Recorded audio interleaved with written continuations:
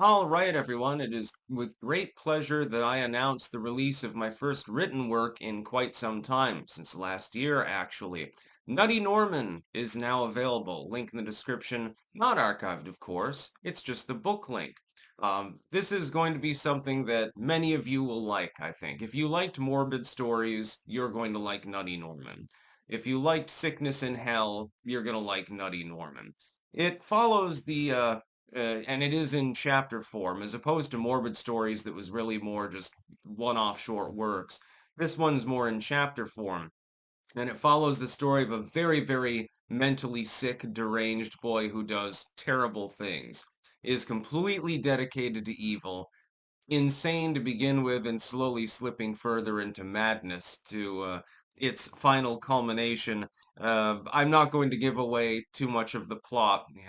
You have to read it to find out, as Nancy Pelosi would say. But I had great fun writing this. It was really, really funny to me. It's a mixture of splatterpunk and grave humor, basically.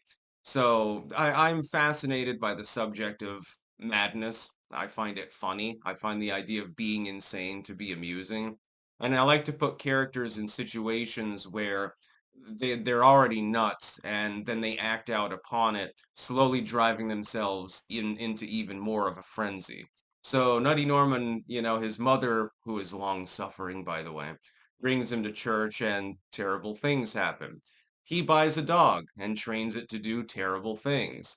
He goes to visit his grandma and again does evil things to his classmates, to the pastor, to his grandma, yeah, except to his animals. That's the only thing that he seems to actually have any care for in the entire world.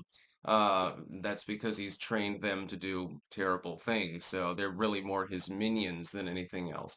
It's 58 pages long.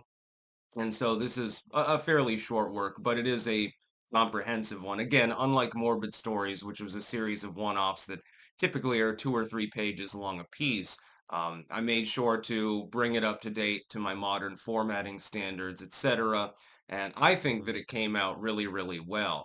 Norman goes to the beach. Norman buys a diseased cat, and so forth. Norman's Halloween, of course, this makes sense. So it's situational.